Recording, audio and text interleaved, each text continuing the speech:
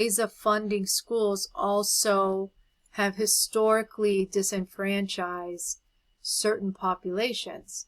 So if you've got a certain populations that are located in a certain part of the city, okay, and you know what, these days there's de facto segregation. It's not segregation by law, but pretty much involuntarily, right?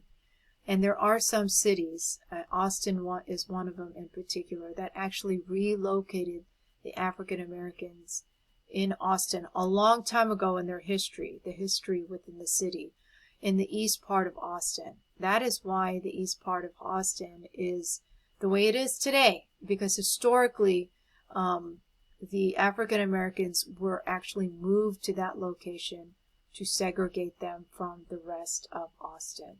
So Austin itself has some unfortunate areas in their history that they're not proud of. They're really not proud of. Houston, similar type of situation. There's de facto segregation where there's pockets of areas in Houston where they're predominantly majority African American or Latinx communities. And it may be that way because that is the only place of affordable housing. And that's another problem with our finance system, is that there isn't affordable housing everywhere, okay? And that if there's affordable housing in certain pockets, then property value also increases and decreases accordingly, okay? And that affects schools and funding for schools. So that's a huge dilemma, that funding formula of how schools are financed in our state. Now, there are some efforts focused on diversity that make some communities equitable. For example, Houston ISD has magnet schools.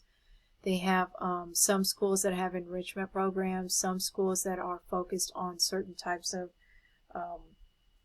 scholarly programs.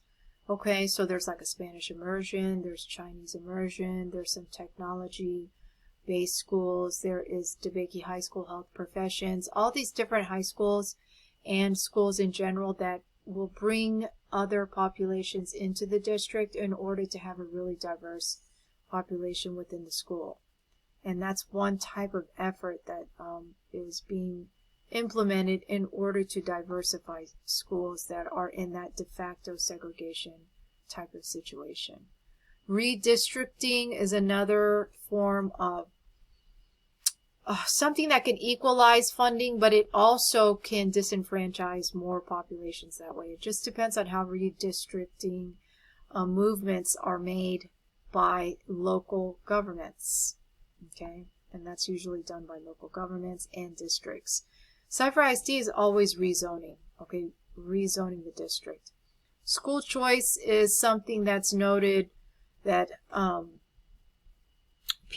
people advocate so that students can go to private school, but it's not really an effective reform because of the fact that they're only given a limited amount, and private schools in general are expensive, and the parents also have to provide their own transportation. So it's not 100% effective, and the voucher system is basically the same thing. They're given an amount of money to be able to go to the school where they want to go to.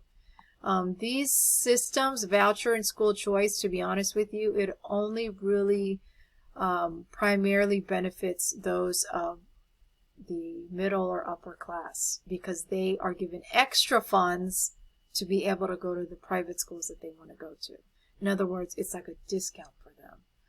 And that's, that's not really fair for the students who really need proper schooling and areas where their educational systems are disenfranchising their own children even more, because a lot of those types of schools are having difficulty hiring the right teachers for those schools and keeping them there. And not only do urban districts have those problems, but rural districts as well do. Retaining the good teachers and also hiring great teachers as well. So one of the things that we like to do with our program, now I'm just going to go ahead and move me back up here, is allowing you all to go to districts that you normally probably wouldn't go to, like move outside of Cypher ISD. There are a lot of districts surrounding our own district where there are plenty of Title I schools and districts that need good teachers. And we know that we are trying to raise the best teachers possible. And we want you to be able to service students and communities in a way to where you can stay there for as long as you can in order to teach the students there who really, really need good teachers. That's just one way to help the communities that are really in desperate need of help and proper ways of caring for their children and their communities in general.